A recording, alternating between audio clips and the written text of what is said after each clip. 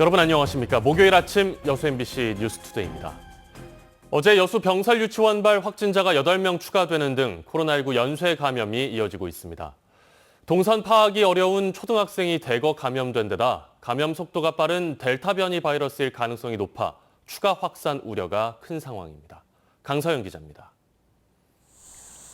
여천초등학교 병설유치원발 감염 사태로 그제까지 코로나19 양성 판정을 받은 시민은 모두 18명. 이후 접촉자 등 상대로 진단검사를 진행한 결과 어제 오후 6시를 기준으로 8명의 확진자가 추가로 나왔습니다. 확진자 가운데 7명은 여천초와 여도초 학생이고 나머지 1명은 유치원생 학부모입니다.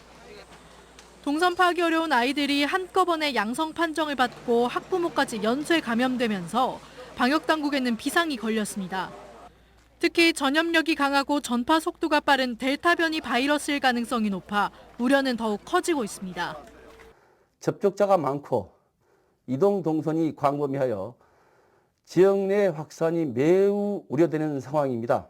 여기서 막지 못하면 4단계까지 갈 수도 있습니다. 그제와 어제 순천과 광양에서도 5명이 추가로 확진됐습니다. 순천 확진자 2명의 경우 여수 소재대학을 다니는 순천 505번 확진자가 친구인 506번에게 옮긴 것으로 추정되는데 아직까지 505번 확진자의 감염 경로가 파악되고 있지 않아 불안감이 커지고 있습니다. 나머지 확진자 3명 중 1명은 자가격리 도중 확진됐고 2명은 타 지역 확진자로부터 감염된 것으로 확인됐습니다. 확진자 폭증으로 오늘부터 여수시에서는 사회적 거리 두기가 3단계로 격상됩니다. 홀 영업은 밤 10시까지만 가능해지고 결혼식과 장례식 집합 인원은 50명 밑으로 제한됩니다. 방역당국은 사적 모임을 최대한 자제하고 마스크 착용 등 방역 수칙을 철저히 지켜달라고 당부했습니다. MBC 뉴스 강서영입니다. 연일 2자릿수 확진자가 나오고 있는 광주 전남에서 델타 바이러스가 빠르게 확산하고 있습니다. 광주에서 지난 20일 0시까지 변이 바이러스로 확진된 건수는 영국발 알파 31명, 인도발 델타 13명 등 44명으로 집계됐고 확산세가 가장 컸던 서울 음식점과 경기 영어학원 관련 확산도 델타 바이러스와 관련 있는 것으로 드러났습니다. 전남에서는 변이 바이러스로 인한 코로나 확진이 56건으로 알파가 29명, 델타가 27명으로 확인됐습니다.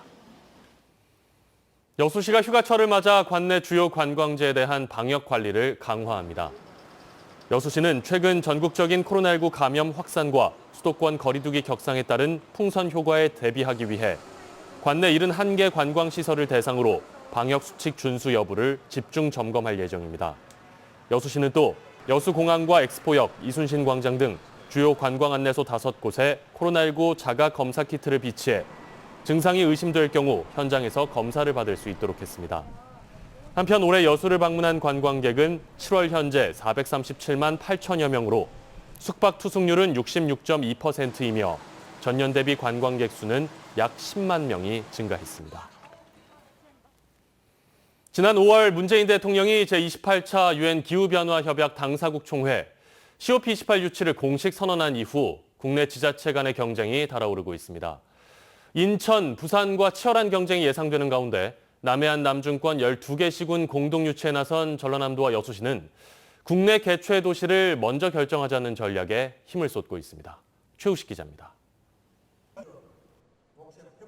지난 5월 말 P4G 서울 정상회의에서 문재인 대통령이 COP28 한국 유치를 공식 선언했습니다. COP28 개최 국가는 오는 10월 영국 글래스고에서 열리는 26차 회의에서 결정됩니다. 정부는 우선 한국 유치를 성사시킨 다음 주무부처인 환경부가 공모를 통해 국내 개최 도시를 정한다는 계획입니다. 그러나 전라남도와 여수시의 전략은 다릅니다. 2012 여수 세계박람회의 시대정신을 기치로 남해안 남중권 12개 시군 공동 유치에 나선 만큼 국내 개최 도시를 먼저 결정하는 것이 한국 유치에도 도움이 된다는 겁니다.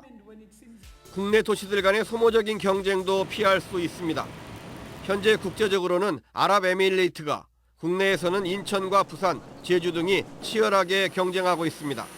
탄소 배출량이 상당히 많은 지역인데 소도시임에도 불구하고 여러 가지 여건이 그런 우리 기후변화 대응을 논하기에 최적지가 아니냐. 정부의 계획대로라면 내년 하반기가 돼야 국내 개최 도시가 결정됩니다. COP28이 2023년 10월 말에 열리는 점을 감안하면 국제행사 준비 기간이 너무 빠듯하다는 지적도 있습니다. 또 내년 초 선거 전국과 맞물려 소모적인 과열 경쟁도 우려되는 부분입니다.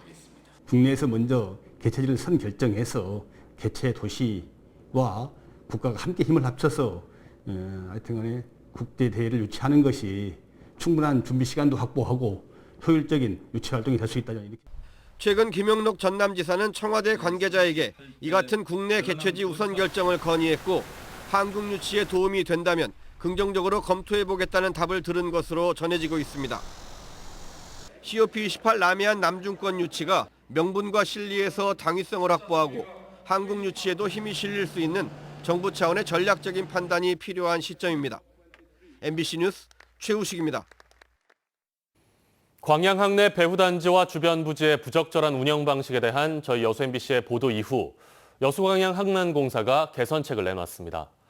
하지만 근본적인 문제로 지적됐던 배후단지 내 내수 물동량 처리 관행에 대한 규제 방안이 미흡해서 반쪽짜리 개선책이라는 지적이 나옵니다. 김주희 기자의 보도입니다. 해외 수출입 기업의 지원을 위한 광양항 동측 배후단지. 하지만 이 배후단지는 관행적으로 오랜 기간 편법 운영되어 왔습니다. 항만공사의 묵인 아래 일부 기업들이 당초 조성 취지와는 다르게 수출입 화물보다는 내수 화물을 주로 반출입하며 이윤을 챙겨온 겁니다. 또 일부 기업은 배후부지가 아닌 인근 유휴부지에 사업장을 차려 운영을 하는데 배후부지에 준하는 혜택을 받기도 했습니다. 업계 내 형평성 논란이 일면서 여수광양 항만공사가 개선안을 내놨습니다. 항만공사 측은 배후단지가 아닌 유휴부지 내 입주 사업자들에 대해 공시지가 수준의 임대료 인상을 검토하기로 했습니다. 항만 배후단지 내 내수화물 처리 비율이 높은 기업에 대해서는 페널티를 적용해 임대료를 인상하기로 했습니다. 또 입주 기업에 대해 정기 실적 평가를 통해 수출입 화물의 처리 비중도 보다 철저히 관리하기로 했습니다. 해수부나 또 상위 기관들하고 협의를 통해 가지고 그런 근거 규정을 마련을 해서 좀 이 배후단지 내에서 내수 화물만을 취급하면은 안 된다는 어떤 그런 좀 분위기를 형성을 하고 또 저희가 그렇게 관리해 나가도록 그렇게 노력하겠습니다. 하지만 근본적인 해결 대책이 되지는 못한다는 지적도 여전히 제기되고 있습니다. 특히 배후단지 내 편법적인 내수화물 처리 관행에 대한 근본적인 규제 대책은 아니라는 지적입니다. 사용 목적 자체가 지금 광양 항만 쪽에서 운영하는 취지랑은 지금 안 맞게 운영이 되고 있는 게 사실인 것 같아서 이런 부분이 좀 공평하게 운영이 돼야 되지 않나, 그리고 또 취지에 맞게 운영이 돼야 되지 않나 이렇게 생각하고 있습니다. 여수광양 항만공사가 광양항 배후단지 내 잘못된 관행에 대해 단계적으로 개선해 나가겠다는 의지는 확인됐지만 지역 내 제기되고 있는 형평성 논란은 쉽게 진정되지 않고 있습니다. MBC 뉴스 김주희입니다. 광양 시민들이 순천시의 구상 건천 지역을 쓰레기 매립장 후보지에서 제외해달라고 요구했습니다. 구상 건천 지역 쓰레기 매립장 조성 반대 광양시민대책위원회는 순천시가 최근 광양시와 인접한 서면 구상 건천마을 일원을 쓰레기 매립 소각장 후보지로 포함한 데 대해 지역 공동체의 건강한 발전을 위협하는 행위라며 강하게 비판했습니다. 시민대책위원회는 또 순천시가 광양 시민들을 무시하고 우롱하는 처사에 대해 머리 숙여 사죄하라며 지역의 정당한 주장을 수용하지 않을 경우 광양 시민 총궐기로 투쟁해 나갈 것이라고 경고했습니다. 주차와 정차 중에도 차량 시동을 켜두는 운전자들이 적지 않습니다. 폭염이 계속되면서 이런 공회전이 차량 화재의 원인이 되고 있는데요. 양정은 기자가 취재했습니다. 3.5톤짜리 화물차의 엔진룸이 새까맣게 탔습니다. 최고 기온이 30도가 넘은 낮 시간. 운전자가 시동을 켜둔 채 30분 이상 자리를 비운 사이 불이 났습니다. 연기가 얼마나 많이 난지 저는 맨 처음에는 이 소독한 줄 알고 그렇게 착각을 하고 있었는데 기사님이 소화기를 막 뿌리니까 내 소화기가 약이 없어서 부족하니까 4군데 소화기를 갔다가 공회전 상태에서 엔진 온도가 오르는 건 공기순환 이상 때문. 바깥 공기가 차량 안으로 제대로 순환되지 않아 엔진열을 식혀주지 못합니다. 공회전 차 안에서 잠이 들어 실수로 가속 페달을 5분 이상 밟는 경우 엔진 표면 온도는 80에서 90도까지 치솟습니다. 엔진 주변에 미세먼지나 기름때가 끼거나 냉각수가 부족할 경우에도 엔진 과열로 불이 날 가능성은 더욱 높아집니다. 엔진등 자체가 열덩어리이기 때문에 여기에 배선이라든지 이런 게 오래되게 되면은 정기적인 스파크, 불꽃이 튀기고 옆에 누유나 이런 것들이 가연성 물질이 되면서 옮겨붙는 경우가 많은데 지난해 이후 지금까지 일어난 차량 화재는 전남에서만 400여 건.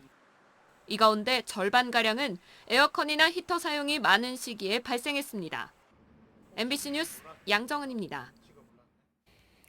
12명의 사상자를 낸 여수 한재 사거리 사고의 원인이었던 탁송 트레일러, 불법 개조된 차량이었던 것으로 확인됐습니다.